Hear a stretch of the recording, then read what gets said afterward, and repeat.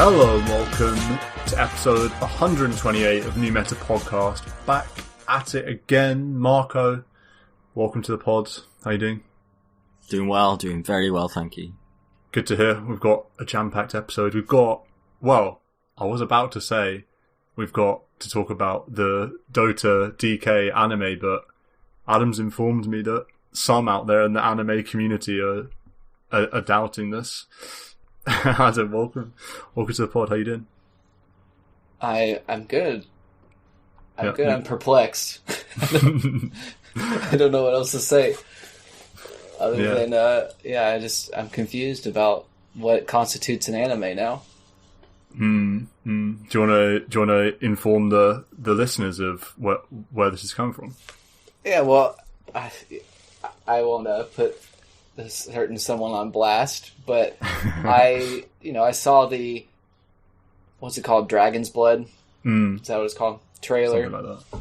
For this Dota anime, or supposed Dota anime, and I don't, not a lot of people outside of my Dota friends I could send that to, but I have one friend who's, quite loves anime, so I send it to her.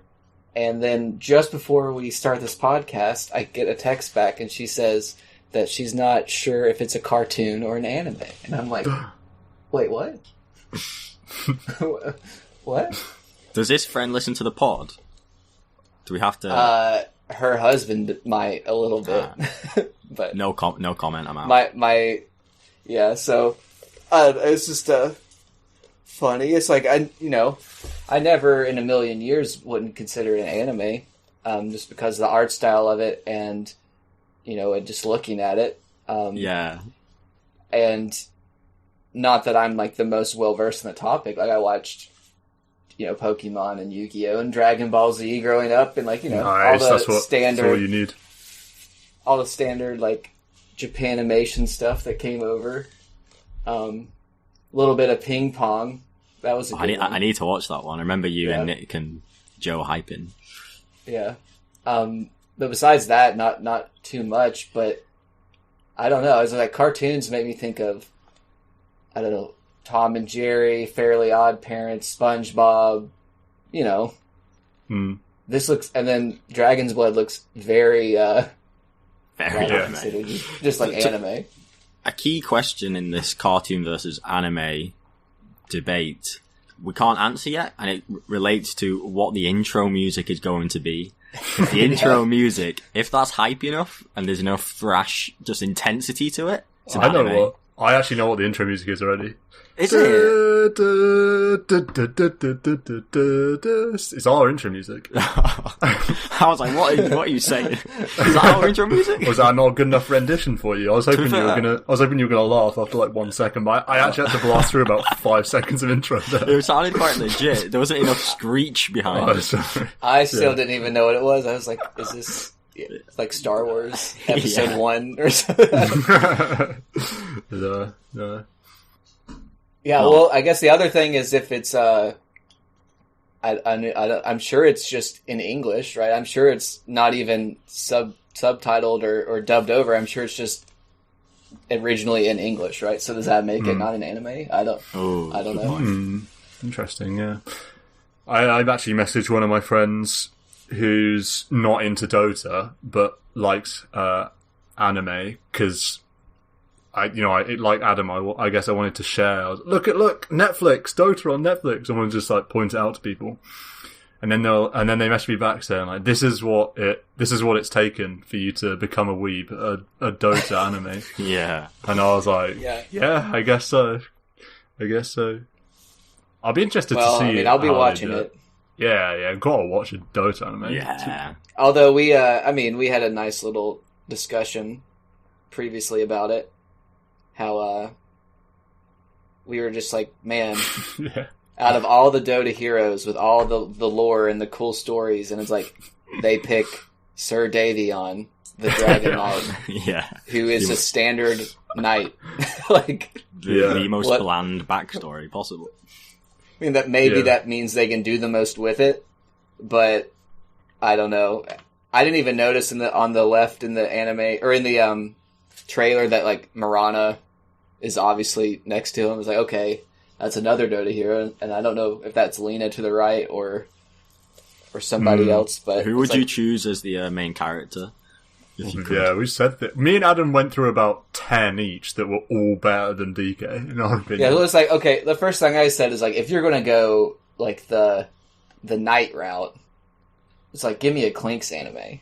Because literally he goes to kill a dragon and gets like eternal hellfired, and he's just eternal flaming bones after that. And, like, you know, that's pretty epic. So yeah. Conquer and Tidehunter, man. Let's go. Pirates on the sea. Then you get cameos from all the sea creatures, like Naga's in there, Slardar's in there, Slark's in there. That's what, and you get the pirate market as well as the Dota market. And then you get the Slardar Naga love triangle. Hadn't even thought about that. Because every anime like needs that. Story arcs. You could do a cool... Yeah, go on. You always go. I said you could have Lena and Crystal Maiden. Oh my! So everyone's gushing for that. You have the sisterly anime arc, and then it said you got the Dark Willow anime for all the people of a certain. Have you ever seen that meme on the Dota Cut that Reddit? from the podcast. Because there's some animes that skirt the line of I don't know what you can get away with, and then authority. I think, I want to see Io Phoenix, and you just have beeps and squawks in the entire episode. Yeah, subtitles from beeps and squawks. On the night theme, I think Omni Knight would be more badass than Dragon Knight. Really? Yeah, because he's kind of like Warcraft 3 background. He's got Omni Knight and Abaddon, the kind of the brothers. Oh no, they're the same person, aren't they? Because Abaddon's evil Arthas, who's. Adam, you know this, right? Oh, is that the model? No, the Warcraft 3 character is Omni Knight. Isn't it Arthas? But then he goes evil and becomes Abaddon. Was he like the Lich King or something? I don't know. Does he become the Lich King?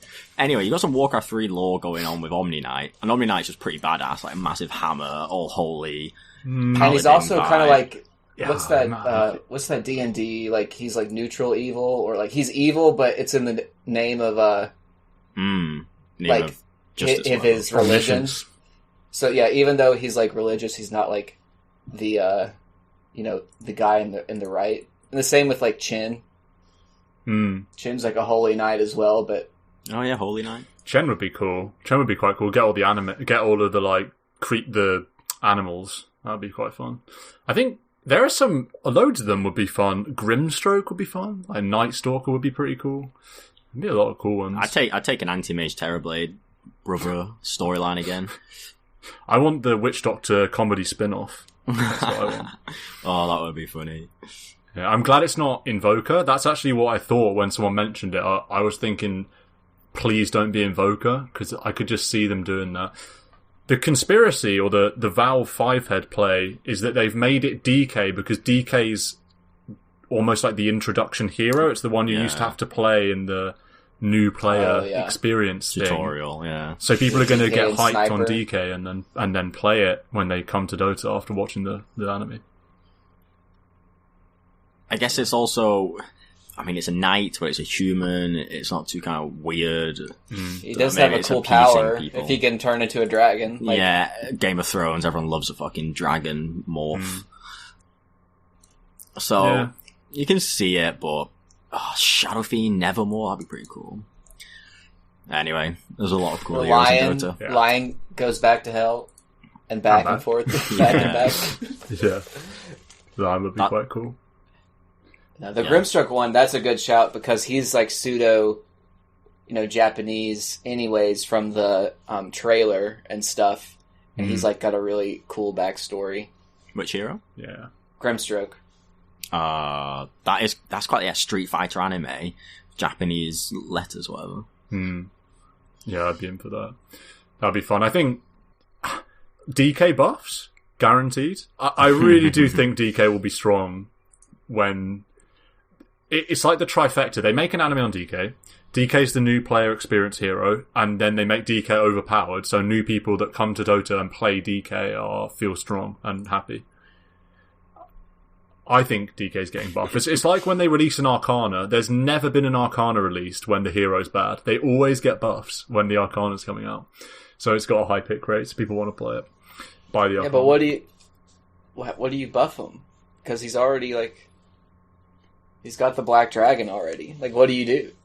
Can you add a 5th dragon somehow? Agshard. Yeah, you get, like, Metal Dragon with the Agshard. I don't know what his Agshard is, actually. Do either of you know his Agshard? Isn't it? Oh. No, I don't. This rings a bell. Fireball. I knew it was some sort of ability, on the ground. It's kind of like the Black Dragon ability. So like the Creep Camp Dragon. Yeah, it's bad. Yeah, that's bad. I tell you what isn't bad. DPC. We're into the last week of DPC, so I feel like worth spending a bit of time on that. EU to start with, because Team Secret have won, so that's quite boring. They're 6-0, whatever. Not too unexpected, but the battle for relegation between, I suppose, yesterday it was between a lot of different teams, but now it's looking like Tundra and Viking GG are probably one of those two is going to be relegated, potentially Team Liquid. First of all, have you enjoyed DPC, and then what do you think about the last few games? Who do you rooting to go down? DPC's been amazing. There's been so much quality Dota going on. Dota all the time, which is cool.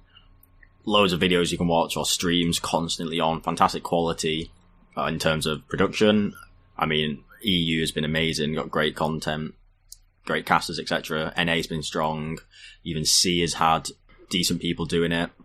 China's always going to be good because you've no idea who's going to win. Because it's China, you just don't know. Some random stacks could just be crush. You can't not be happy with this level of Dota Pro action going on.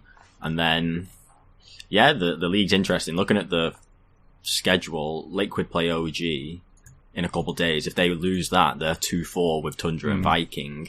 But then Tundra and Viking play the same day. So that's kind of almost the decider.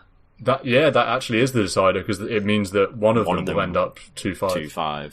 But then, could someone else join them? If Alliance beat Liquid, Liquid would be 2-5, so Liquid need to not choke against OG and Alliance, which is quite hard. That's second and third place teams. So it can kind of go to the wire a little bit. Yeah, that's interesting. You kind of expect Liquid to... I wouldn't be surprised to see Liquid beat either Alliance or OG. Probably not both, but one of them. We'll see about that. Yeah, two tough series. We'll check in. Tundra versus Viking will be good, though. I remember, I think I messaged about this at the start of the season when Viking were giving all this big talk about, we should have been, we should have been a direct invite because we beat Team Liquid in a couple best of threes or maybe a best of 5, so why are we not direct invited? And I'm all for the underdogs, and I love an underdog, but even if it's OG, and I was messaging you with Topson on this, even if it's OG, who I'm not a fan of, I do not mind a team being put in their place. So when you're messaging me about Topson just shitting on Vikings mid, I was like, fucking sit down. You're not tier 1 yet, mate. But they've done good, though. It's been cool to see them competing, as everyone in Europe has. Can't say the same about NA. Yeah, it's quite cool to see, just on Viking GG, it's cool to see a team that's sort of come kind of out of nowhere into the tier 1.5 in EU, you know? I'll give them a tier 2. But they have come out, they have, climbed fast.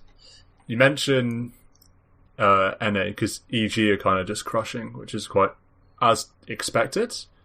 But I'm just rooting for Sad Boys to avoid relegation, which I think that they have now. It's going to be one of these other black and yellow 5-man minus or A team that I've never heard of. But I don't know what these stacks are.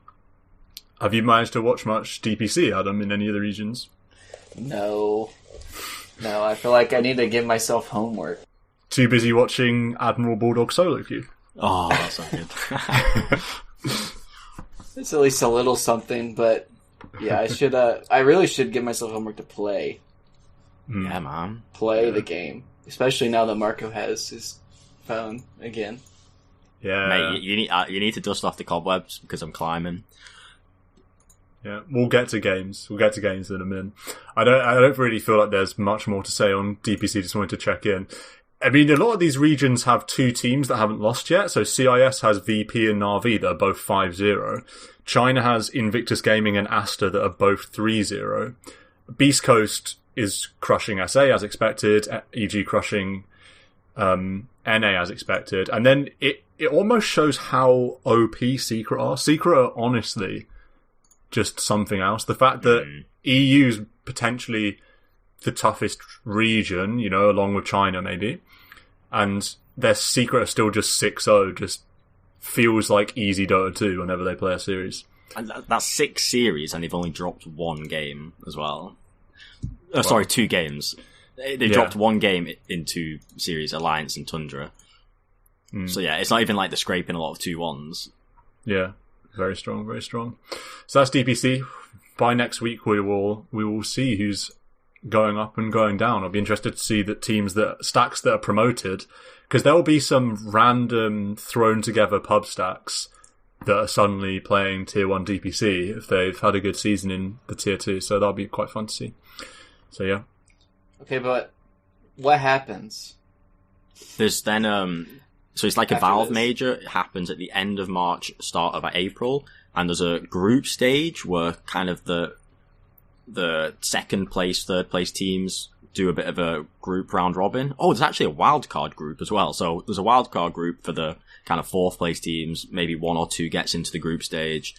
Then that decides upper and lower bracket, and waiting in the upper bracket of the Valve major is these first place finishers. So it's a big kind of week, 10-day Valve major. Okay. Just to clarify, the Valve major, is that international? Because surely... Oh, that's so good. Is this the first international tournament since pre-COVID?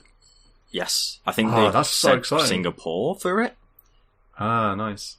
But yeah, I mean, I can't even remember pre-COVID which the last major was. But yeah, this is going to be the first Valve major as well for quite a while. Since Kiev.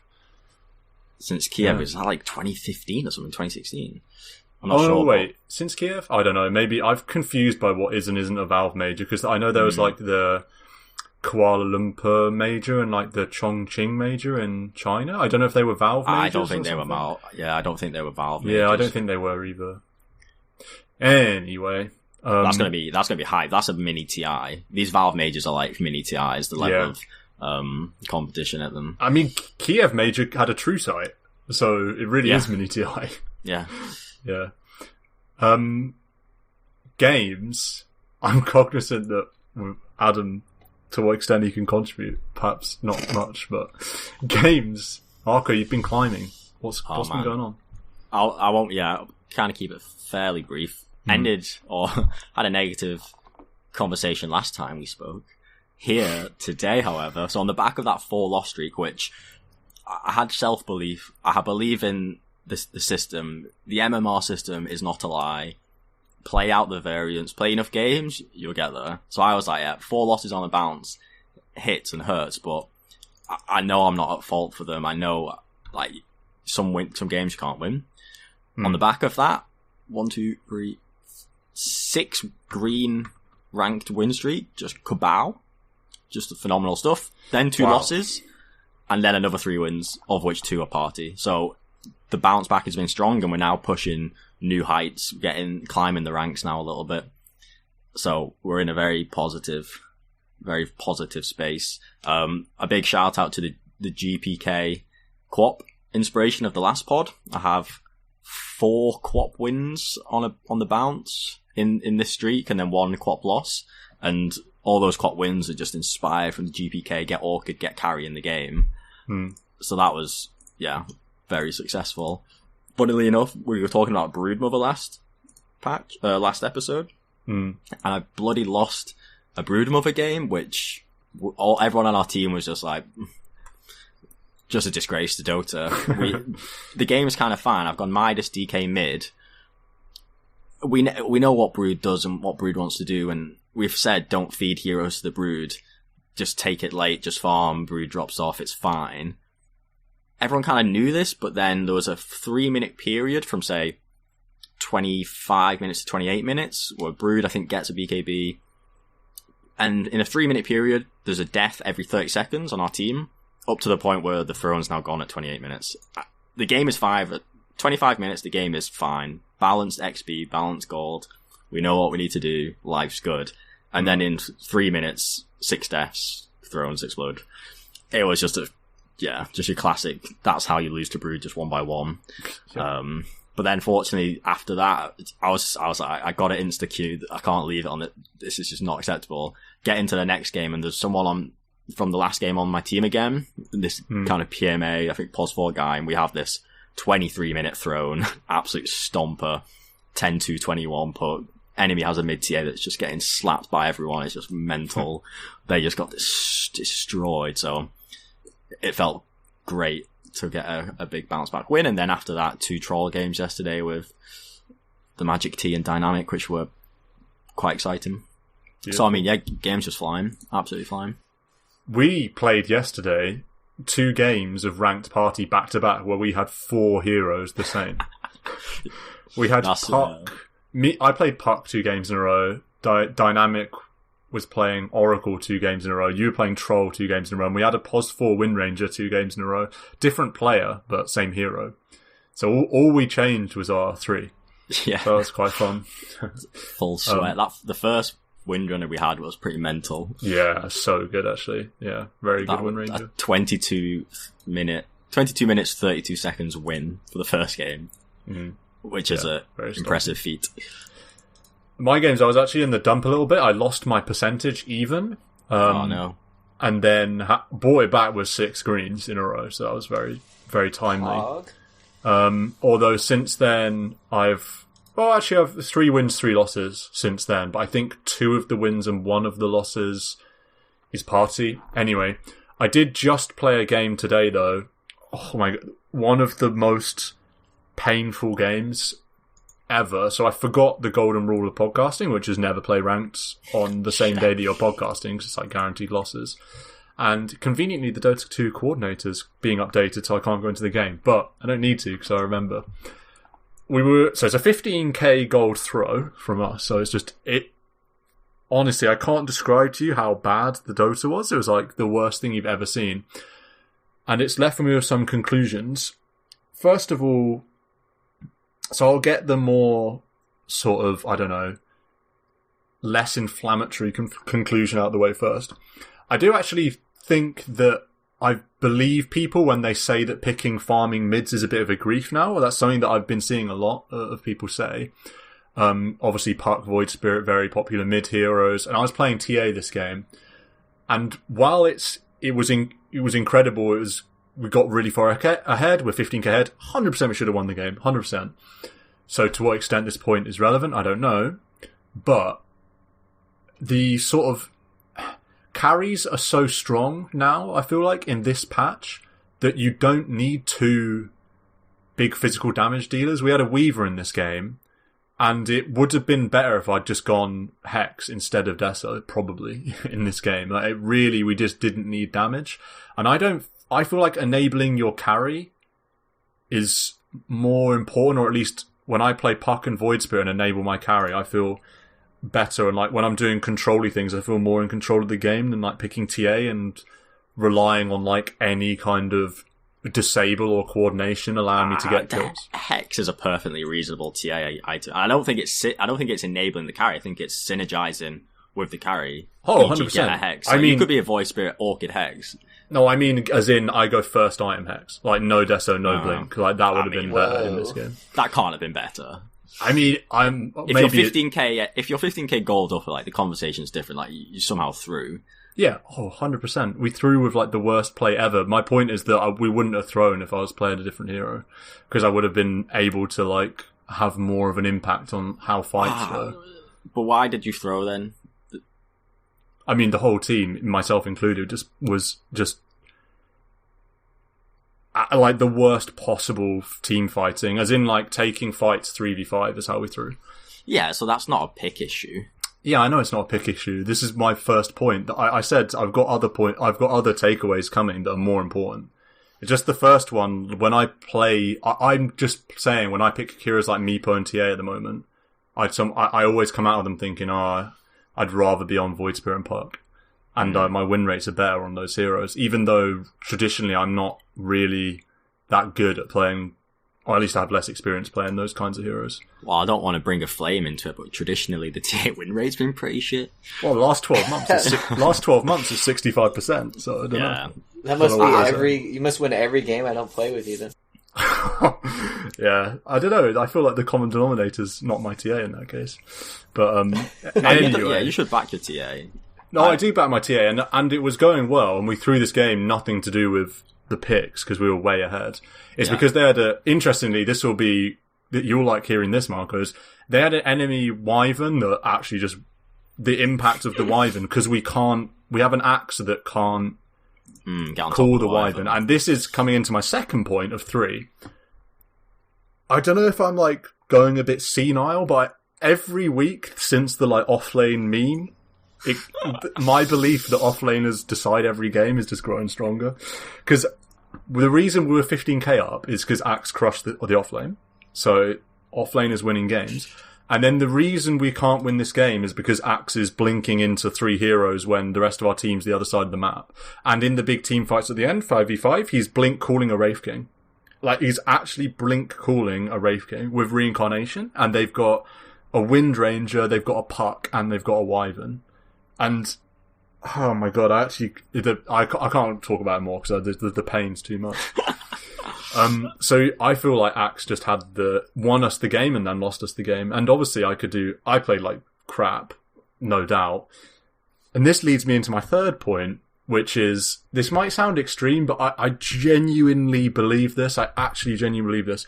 The second someone gives you any advice, mute them. I genuinely believe if someone's giving you any advice about Dota in a game, you have to mute them. I'm not saying making calls. Making calls is fine. Like, oh, I'm going here, let's do this, let's smoke. But when someone's telling you what item to buy, or where to go, or all of these things, I genuinely think if you play Dota anything like me and your brain works like mine does, mute them because it's better for you. Because in this game, whenever I play TA, almost always, sometimes Blink first, but 8 times out of 10, Deso, Blink, BKB, Orchid, Nullifier, Bloodthorn. That's like almost always what I do, it's what I'm used to. And I have a Mirana in this game, a pos 4 Mirana, that is looking at my items and saying, oh, don't go Orchid. No, seriously, don't go Orchid. And I should have erased that from my brain and muted and gone Orchid. And instead, the Mirana's like, you have to go Daedalus, we just need damage. Or whatever. And I just like internalize it like an idiot and go Daedalus, and it's the most useless item ever, and we get value from it kind of, but if I'd gone Orchid and I can blink Orchid Wyvern or blink Orchid Puck, it's just we just win the game like instantly. And so I feel like I'm like so annoyed at myself for listening to a Mirana that, by the way, went Maelstrom BKB in a game when we have Weaver and TA. So that, I mean, I'll just put that to one side. But the point is, this goes into picking as well. Don't listen to what someone's telling you to pick. Pick like what's your best hero. Because they think that you can play anything. They don't know. And the same goes for items, and the same goes for what you do in a game. I'm not Miracle. I can't, maybe Daedalus is optimum if you're like Miracle or you're like a Dota god. But play to like what you know. Because in this game, I listened to a random Mirana tell me what items to go and like where to be on the map, and every single thing that I listened to was like game losingly bad. Yeah, so. I think in a solo rank setting, unless you are asking for that advice, like, oh guys, what do you think I should build? Give me some suggestions because I'm struggling. I think that is the extent of it. And if someone's piling advice on you, then even if it's good advice, it can knock your game and knock your focus. And like I'm sure you'll have been antagonized by the suggestions and the advice and then trying to internalize it, and your focus is no doubt dropping and you're not switched on. And it then might be shit advice as well, because who are they to be like the bee's knees? So yeah, it's a dangerous game to listen to people. I had that. I listened to someone in my DK Brood game and got Rady, and someone else said don't buy Rady after Midas, after Blink, sorry, and I got Rady and actually should have got BKB. Yeah. It happens. Yeah, there you go. I think we all know the mute button's underrated. Yeah. In solo ranked, and we've talked about this so many times. It's like the fake PMA that we mentioned a couple episodes ago. People, and it's funny because I did mute Mirana in the end, because these kinds of people that give you advice constantly, they're not, I don't know, it's detrimental basically is what I'm saying, for the reasons you say, just listening all the time and concentrate on your game and stay focused. So like you say. So. Yeah, listening. What if my game is concentrating on other people's games, Stan? Yeah, I can't listen to your advice though, because I only know how to play one way. I have zero versatility. Once we're in a game together, you're trapped with me and you have to listen to my suggestions. Yeah. We're gonna be losing some party MMR. I'm ready. You're gonna mute me on Discord. Together. That's what you've been doing all these times where you act like you forgot you muted your mic. That's I just unmute you half an hour in and go, I thought my mic was muted. Oh, I ate a crisp and I forgot to unmute an hour ago. But listening to talkative people is nearly always going to be net negative for you, because some people are just able to play and talk non-stop and give advice. I mean, if you're a POS 4 Mirana, like what are you doing if you're not just spewing shit on the mic, because you're a POS 4 Mirana, like not doing much, so they can just splurt and splurt. But if you're a core player, even at pot 5, trying to listen, god damn, you are losing a lot of mental resources that will hurt your game 100%. There you go. So there's the takeaways. In ascending order of importance, in my opinion. But there you go. Marco, I think you should consider Hex. FY. I went Hex. I wanted to go Hex in this game. I went Daedalus and then thought, why have I got a Daedalus? I should have a Hex. The Daedalus is just game-losingly bad. We have a Weaver that's gone damage and a BKB.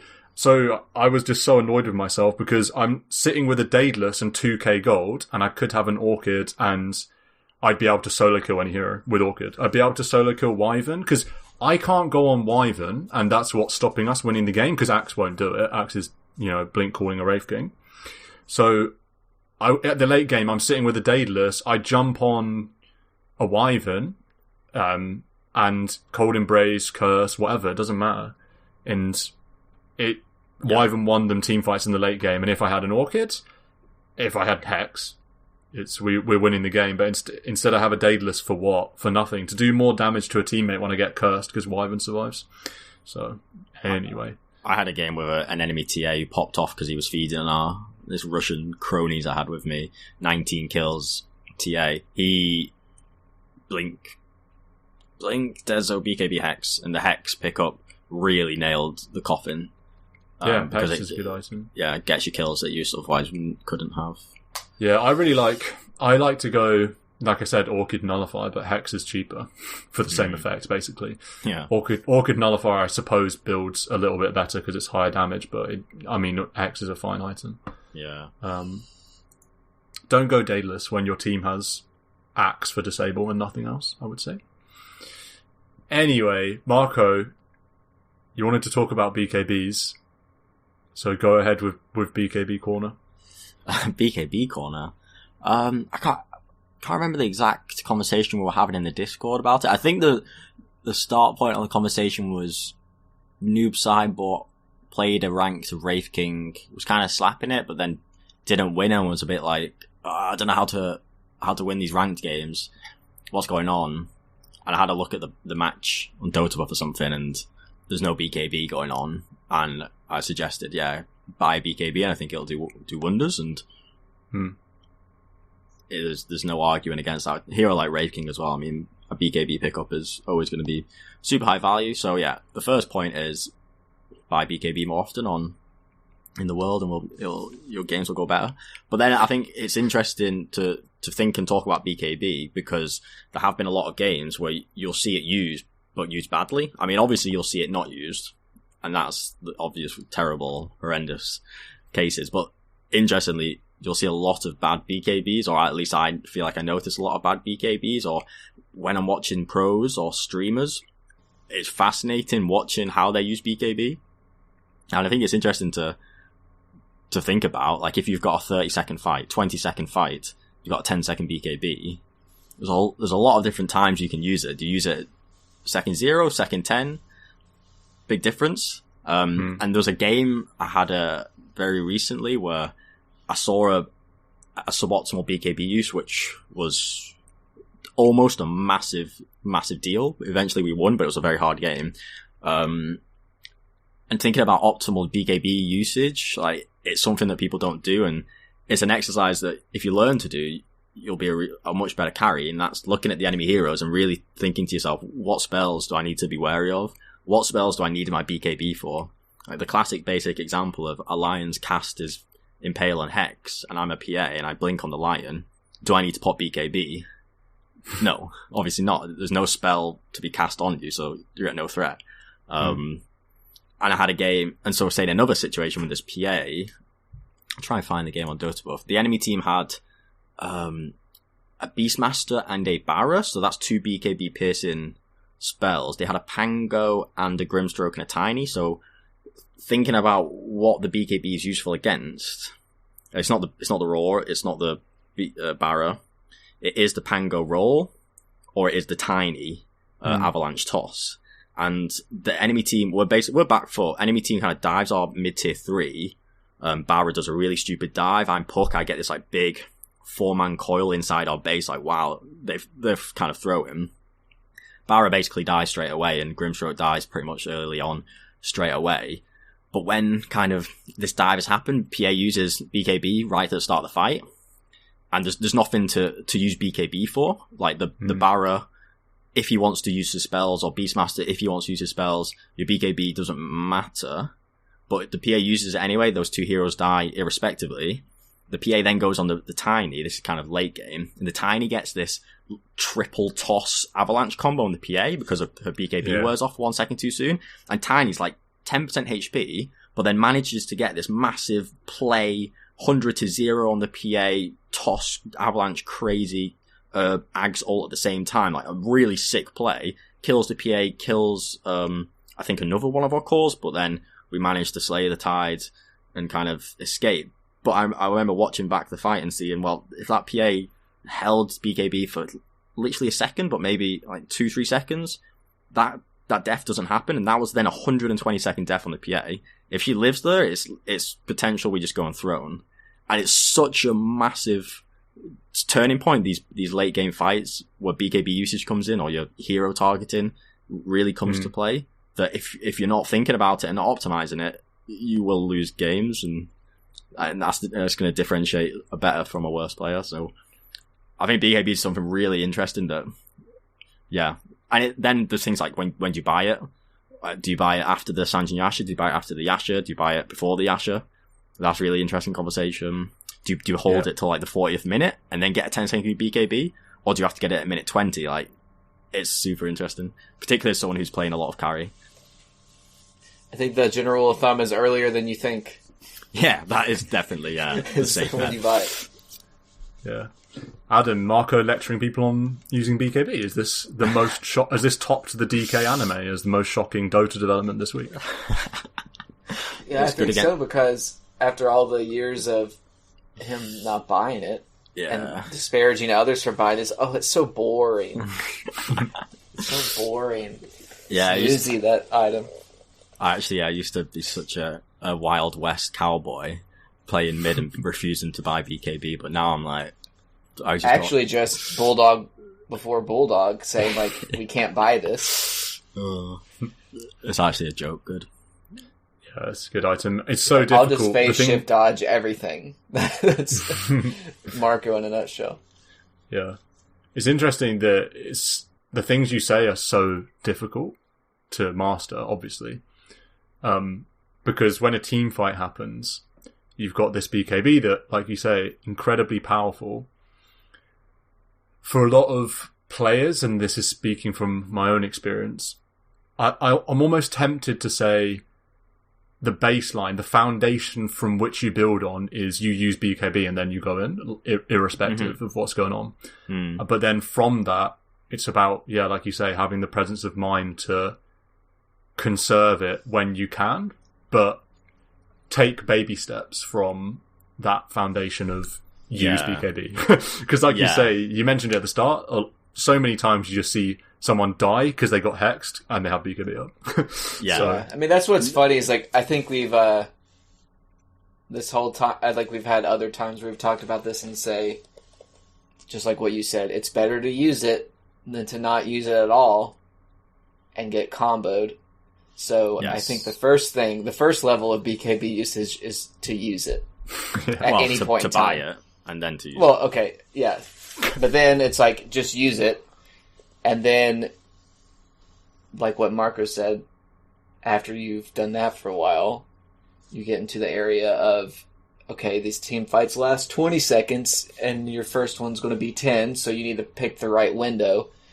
And then it gets even more hard to pull off when it's like a 5-second BKB. Yeah. But it's like knowing when to use it, or what you're using it for, is like the second step. Yeah, this is really... disclaimer, I mean, this isn't the fundamentals of that. Is very much further down the line if you're really wanting to optimize your pos 1, pos 2 gameplay. If the basics is buy it and use it in a fight. Like, I've been playing games recently and I would be noticing my immortal supports not pressing Yules or BKBs, or not BKBs, Glimmers, and being like, it's kind of annoying because if you press that item, maybe I live, and it's kind of annoying that you're not pressing spells, items at this level, but okay. So going down to the average kind of games, it is, just get it off and you'll do so much work, and don't undervalue BKB, it'll do so much work.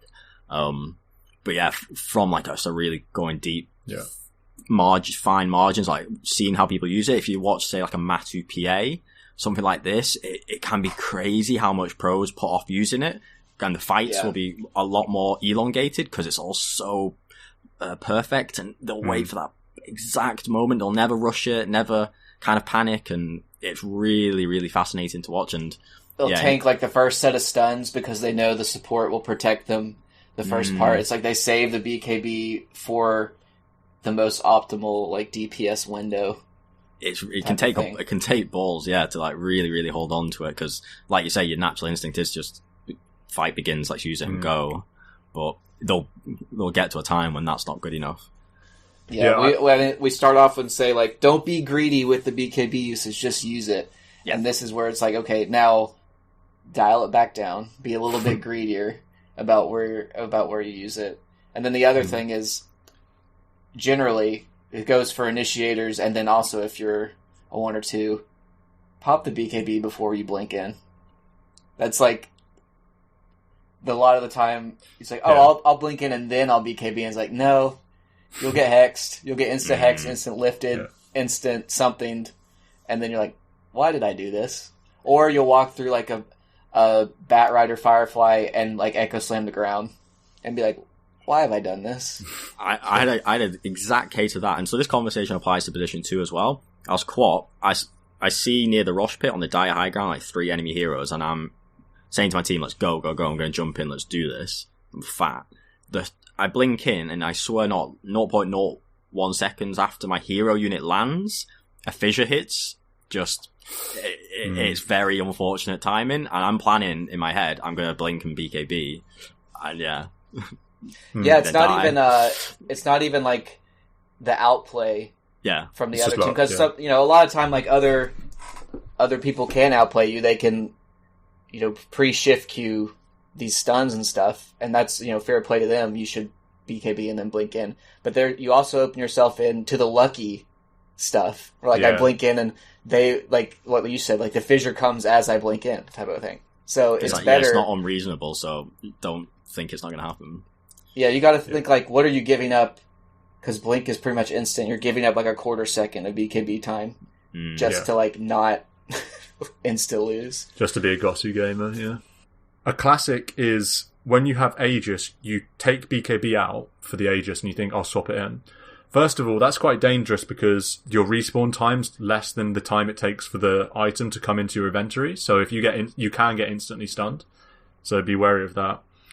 And secondly, obviously in an ideal world when you have Aegis, you soak tons of spells and die, and the enemy uses a lot of resources to do that, and then the rest of your team come in.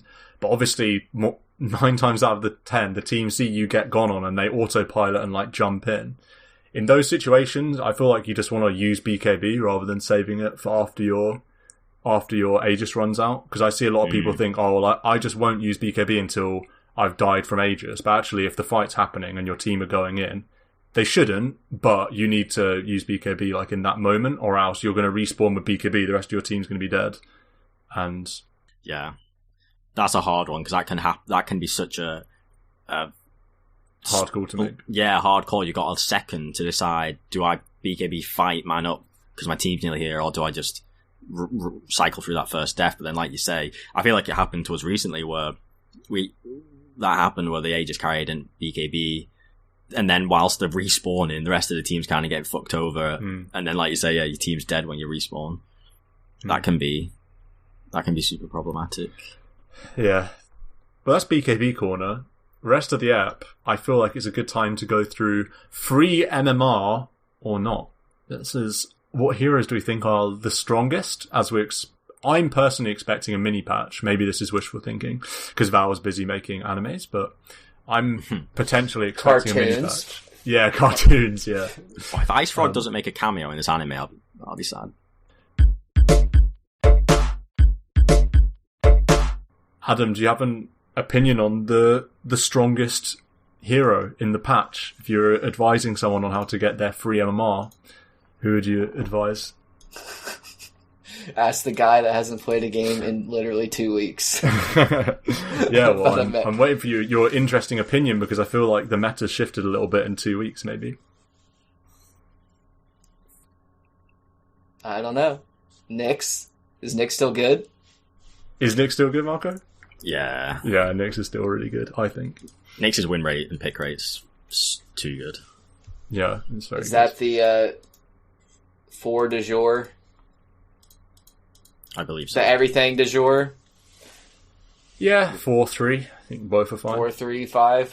You can play at 3 in pubs. You mostly see it 4 when you watch Dota in pro games and super high level games, but I think it's 3 is good as well. What's the 3 Beastmaster? I think in pubs as a 3, OD could be a great go. I've not done it yet, but whenever I see it in other pubs or in the pro scene, you build Meme Hammer 4 or 5 minutes in, and no one can really deal with you. I feel like in a pub session, you'll crush. Boots? Like no boots Meme Hammer? Yeah. Yeah, literally. Yeah. That seems so obnoxious. Yeah, I feel like get it that fast. Crumble. Yeah, I think OD is a good one. I think you're right. I prefer it as a 3 than a mid. Yeah. And then Puck. Yeah, Puck I think also is legit mega strong. But are they doing that? Is that anything other than 2? Because in a vacuum, the spells are amazing. Like 3 and 5 Puck. 3 and 5, honestly, as well. Yeah, 5 Puck seems good. I've not played with a 5 Puck. I've only ever watched again the pro scene do it, where maybe it'll be better. But as a 3 for certain, it's gonna do bits. And as a 2, I feel like I would always love to play Puck. I think it's banned very often. But as a mid laner, it can't lose, and then it can farm woods, which I think is really important for your own just game progression. Stack camps, farm woods, and then its impact is just so basic and easy. Yeah, you can lose the lane, but you never. Well, the point is you can lose if you come up against like a TA or something, but then it's just like go equal and go just farm woods as well. If you stack enough jungle camps, yeah, that's the point. TA's going to push into you, I feel. So you have nuke. You can never lose that hard because you have so much wave clear. With the W and the Q, you can farm and you can recover easily. You kill a creep wave. When you max out those spells, you kill a creep wave. So you can just fly around the map nuking creep waves. And like you say, you can always farm jungle and stuff. You just might have to buy some regen to stay in the lane if you're getting side-bladed. But, I mean, it shouldn't be that bad for you. And just a PSA that I worked out the other day, the range creep always requires 5... This is like the most ridiculously dumb way of putting it ever, so one of you is going to tell me a smarter way of thinking about this. but whatever... It needs 5 instances of damage, and I count skill points in the Q as like instances of damage. So like if you've got a level 4 Q, the range creep needs 1 hit. If you've got level 3, it needs 2. If you've got level 2, it needs 3. It has to add up to 5. Points in Q and right clicks have to add up to 5. There you go, I learned Points that. in Q and right clicks. What about points in W? I don't know about that, because I'm a one-dimensional... That's what I thought you were only saying do at one build. first. I thought you needed 5 points between the first 2 spells. You probably do. I'm not sure what the Waning Rift damage is. I feel like at level 1 it's quite bad. But But it also is that Waning Rift does the most damage out of the 2 spells. Max. Yeah. Does it? I don't think so. Waning Rift is always 5, 10, 15, 20 damage less. They buffed the Q? I think Q's always been stronger. No. Maybe you can go in the changelog. Anyway, the point is, I think it's the same. It probably is the same. So- I need to twist this on its head. Yeah. Prior to 7 minutes 30, your level 4 orb will one-shot the range creep. Okay. Because at 7 minute 30, the range creep gets a bit more HP, gets 12 more HP. And so prior to that, it's got 300 HP, 0 magic resistance. So I think you're... Prior to minute 7, did you say? 7 minute 30. I guess I'm never level 7 at 7 minutes then. Maybe Yeah. that's my bad. Then I think, I'm not sure about Scream of Pain, but also I've maybe realised why that fairy trinket is OP. Because if you have that, your orb would, I believe, do just enough damage to one-shot the range creep, or at least that was the case when I was Queen of Pain and had it. It was one-shot in the range creep. That's nice. Because of like a 5% spell damage buff. So that gives some credit to that neutral item. But yeah, generally, your points, set it up with 1 right click and then bounce. Yeah, Marco, a hero that you've been talking about, speaking of offlaners, Beastmaster. I don't know if the stats agree with us on this one, but I really feel like Beastmaster's a sick hero to play in pubs. I mean, wow. So going on Dota buff win rate this week, 4k to 5k, 58% win rate, 8% pick rate. 5k plus, 55.7 win rate, 14% pick rate. And then down the low end as well, 54 plus. With quite a very, very small pick rate, actually, below Legends. I don't know why people don't pick it more. I guess they're scared of the boars and the books. Yeah, they're nervous of the micro when it's really kind of brain dead. You don't need any micro. Just Right, select all your box, heroes. it's StarCraft micro. You box and right click and then roar someone and they're dead. And just roll over the map. Yeah. If this hero gets a good lane and a good start and gets a good necro time in, I feel like it is a very hard game to play because it just seems so strong, just mowing every tower, mowing any hero. Yeah. They need to do AC stapled on a hero, a really good AC stapled on a hero, and then, just constant vision control. Yeah, the vision Hawks aspect are so is insane. so underrated. Also, the true sight on Necro 3, you just de-ward everywhere. If you ever lose control of an area of the map, all of your vision in that area is gone, and all of their vision's up from boars. Not from boars, from hawks. The vision control's so annoying. I played a CM the other day, which I thought I was getting ready to, crush another Beastmaster, but this guy was very good at using his boars in the lane and stuff. He'd wait for me to... He'd keep his boar safe, and then he'd, bait it when he had boar up again. So, I'd go to frostbite it, then he'd use summon another boar, and, run me down anyway. Let's not talk about that game. So, he just de-warded every ward I ever made. It's so hard to... You have to, really protect your wards against Beastmaster, or they're just going to go. The hero's very, very strong. It's it's flying vision from the hawk, so you can't put them on... It was okay, if you have Necro, you can't put any wards on the ground, because they'll take care of it. And it's at least they won't have flying vision, so he has to bring out his own wards. It's no, he's got this bird that sees everything too, and a ranged archer. So he's, It feels so easy to... I mean, I've not played the Pod 3 Beastmaster, but it feels like a very easy hero to execute. I know it's got units to control or micro, but really you're just summoning a boar and right-clicking the support who's out of position and killing them, and then killing the pos one when they're alone, and then killing the tower. And it seems pretty straightforward to execute. It's not like a Chen or an IO. So, and stuns are good in pub Dota 2, and you've got a 4-second stun. So yeah, it's BKB piercing. Yeah, so really nice range. It's like one of the. I think the only thing to be worried about is feeding the boars. Yeah, and getting in an XP disadvantage in the lane. And Yes. if you like have a 4 that leaves you kind of alone in a 2v1, that's you just got to make sure that the Beastmaster can be on his own, because a lot of the time he can be, and then he also can jungle. So yeah, it just I think it's depends. worth mentioning that and how you can actually beat up a Beastmaster. Me and Dynamic Adam had an amazing game, and I never realised how good this hero would be. But Oracle, Dynamic was playing, and they had the Beastmaster, and so the nuke potential, particularly with my troll having whirling axes to throw as well, we were all over just blowing up any ball that was spawned from minute 1. And Yep.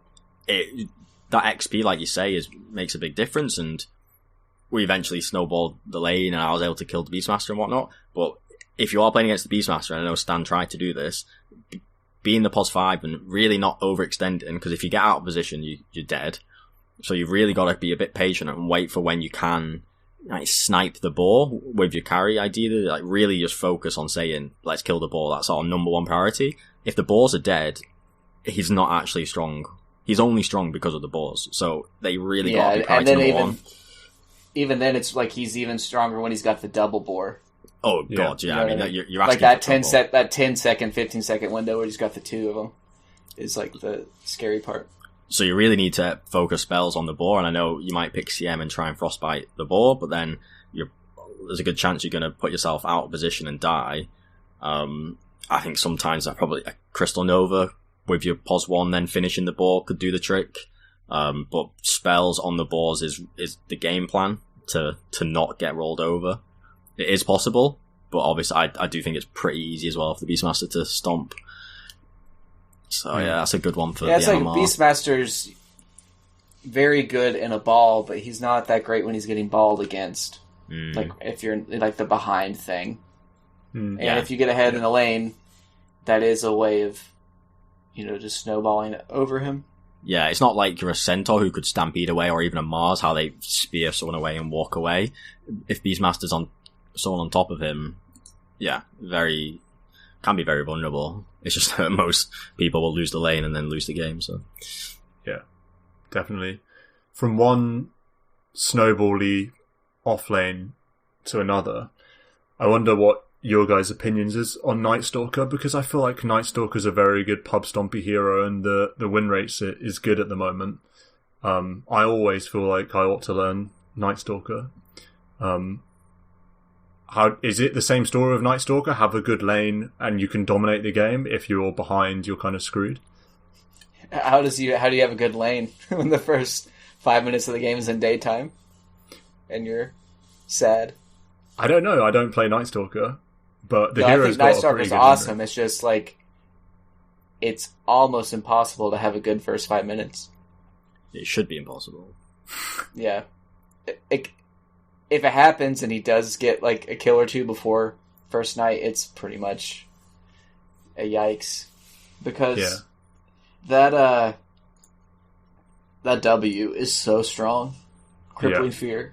It is so good. I mean, once they stapled the Ags just onto his ult and like the flying movement, he is so good from like a vision standpoint, like way better than someone like a Bat Rider. And then the AoE silence just shuts down so many heroes that normally aren't bothered by silence. And I just love, you go against a Jug and they go Manta and they're like, oh yeah, I'll never have to worry about a silence ever again. It's like, oh yeah, sure, Manta, this AoE, I just sit on you and you just explode. I love that. Yeah, it's that Crippling Fear spell is unbelievably impactful. Just getting on top of almost any hero, like Wind Ranger, like you say, any hero that's bought a Manta, like Puck, Void Spirit, like Spirit Brothers, all of these heroes. Yules, who cares? PL. It lasts for like a million years. It doesn't matter. It's just like 7 seconds long. I mean, that is absurd. We just talked about Beastmaster having a 4-second disable. You've got a 7-second silence. It doesn't run out. It's just like permanently up, it feels like. Yeah, you can definitely imagine Night Stalker terrorizing pubs in a similar way that a Beastmaster might, but then there is a lot more downtime when you're... Yeah. And that could be a bit of a prickly point. What do you do in that downtime? Feels a bit dead. I don't know. I guess you got an ult to give you a bit more. How long does the ult last? 30 seconds. Just a bit of something. I don't know, mate. I don't feel super convinced. Are you more convinced by Enigma as a 3 to crush some pubs with? No. 56% win rate in Divine Plus on a 10% pick rate. Wow, really? Crushing it. I guess There's a way better uptime on like Night Stalker doing things than a pub Enigma. But Enigma's got big win rates. Enigma's win rates across every tier is better than Balinar's by a fair margin. I think the Enigma one, it's like, yeah, you just games don't get closed out, games go late, people are sloppy, people overextend, and Enigma's such a great abuser of that, getting some big combos. In the laning, I think it's, if you deny the range creep, it's pretty... You can't lose, yeah. Yeah, how do you lose the lane? Really? No one's really gonna be that punishing. So, greed wins games. I think games are going longer now. Greed wins out, and Enigma's the ultimate X-Factor hero. I do think that the 4 Enigma, like the support Enigma, 4 or 5, is griefy. You see it in pro games sometimes, but I think it's griefy in pub Dota. Just because of the cooldown points. You need more uptime than Malefice, do you know what I mean? When you're playing 4 or 5. But I do think POS 3 Enigma can work. Can be a little bit sketchy in some games if you've got very high tempo POS 2, POS 3 on the enemy team running at you. You're in a situation where if Black Hole is not necessarily guaranteed to win you a team fight and win you the next minute of the game, then it's difficult. But like you say, you should be able to slow down at least the enemy carry with all the range creep denies and stuff. And the win rate speaks for itself. So that's a surprisingly strong win rate, to be honest. Yeah, people seem to get Refresher Orb at a ridiculously early time. Enigma players that are good at playing Enigma seem to just farm like a beast. And have this blink black hole refresh at like 33 minutes or something. I'm like, what? So, yeah. I think the Greaves Enigma is on the back burn at the moment. I think the BKB blink refresher is the way to go. Maybe Necrobook, who knows? Yeah, I've just seen a Necrobook in the guides. I mean, it could work. Just push down, maybe mow down towers. Yeah, not terrible. Aura Boy. Yeah, I feel like Aura Boy's dead now. I do think it is. I think so too. This actually makes me want to play a POS 3 Enigma. Unranked, of course, but it's giving me... You just go greedy. Like, you just play the most greediest game. Like, I'm just farming, and if a black hole opportunity arises, I'll take it. Otherwise, see you later, guys. It means no team play. You're just making sure all you're doing is farming creeps for half an hour. Keep checking that Overwatch is recording the game, ready for your refresher BKB blink plays. Yeah, just purposely throw so that there's a 5-man enemy push. And you'll get a black hole. Yeah, but what about the ever? What I'm trying to say, like the even more dangerous concept of the threat of the black hole. That's what I love. Is you go. Like, the first black hole you throw down is when you're taking their ancient. Yeah, just drop it on the throne. Yeah, they're just, afraid the whole time. They're like, well, I guess we'll just take every tower. Yeah. With Eidolons. The black hole threat, too real. I was going to say, you got to be kind of mindful of what enemy heroes they have, because sometimes if you've got enemy heroes that can... Well, maybe if they get on top of you, then you drop a black hole, but... Yeah, like prior to BKB, and you are susceptible to getting chain stunned or blowing up, say. I've just got on one of the guides, expecting the enemy team not to have any great anti-Enigma heroes, and they've got a Storm, who you'd think would be decent, and they've got an IO Troll. Maybe Enigma's too good against IO to get double combo. I feel like if you get caught out, it's very easy to die. You can reload out of Black Hole as well, it's quite nice. I would have thought IO's decent against it. I would have thought IO Storm as well, in particular. Yeah. But then it's like, if you jump on the Enigma and you have no +1, there's nothing wrong with that one-man Black Hole getting a core kill, so... Yeah. I actually choked so hard the other day against an Enigma. This is quite funny, actually, but I was playing Void Spirit and I had Yules. And obviously I have Remnant as well. And we won this game, we're very far ahead, but we're pushing mid, tier 3 and Rax, and a couple of the enemy heroes are dead, so we're not really at threat. But anyway, this Enigma's got Blink and Black Hole, but no BKB. And I'm just worried that we're going to get 5-man Black Hole, because it's a situation where, classic, the same thing happens with Roshan. For some reason, my Lion and my Snapfire are hitting Rax, right-clicking Rax down, standing next to my PA and Mars. So I'm like, right, I'm getting out of the pit here. I'm getting out of this high ground because we can't see Enigma. I'm a little bit scared. Anyway, Enigma comes in with his E, Black Hole, 4 heroes. I'm the only hero not in Black Hole. And then I hesitate because I'm thinking, right, I'm going to ult in and silence him. Oh, I've got Remnant, Yules, and Orchid. So I've got 3 ways to cancel his Black Hole. So I'm thinking I'm going to ult in, because I'm too far away to just cast an Orchid or a Yules on him now. So I'm going to ult in and Orchid him. But I click ult, like, on his hero, like, where he's Black Holing. So I'm like, oh no, don't do that. So I, like, cancel it. By the way, Black Hole is just, like, just happening while I'm, like, choking, thinking about how to cancel Black Hole out one of 3 ways. So then I cancel that ult, and I ult to the side, and then I use him. And Black Hole, I honestly feel like it got about 2 seconds of duration of me just, like, choking, sitting, looking at this Black Hole happen. That's pretty funny. I had a Black Hole choke. It relates to the puck conversation we had with Dynamic yesterday about waning Rift and not knowing what you're going to hit. And so there's fortunately we stomped this game, but Enigma gets this 2-man Black Hole off, and I'm kind of the bottom of a ramp and he's above it. I'll cancel it with my silence and fucking miss it completely. Jump into Black Hole. No, I don't jump in. I just don't jump far enough, and so I just do this little jump, and he's just continuing doing it. I'm like, oh, sorry guys, just stood there waiting. Yeah, feels bad. They did buff Illusory Orb damage, by the way, in 728. There we go. Adam knew. I went they up buffed 20. It 20 at max. I think they must have nerfed that going back at some point. And then going back, they did reduce Waning Rift damage, but that's like a long time ago. The Ag Shard buffs the Waning Rift damage, though, by 70, which is a lot. And then it gives it True Sight for some reason. Gives it True Sight? Yeah. Yeah, that's good. You can D-ward with Waning Rift. So how long really does good it against give Ricky True Sight? How long does it give True Sight? Probably for the silence duration.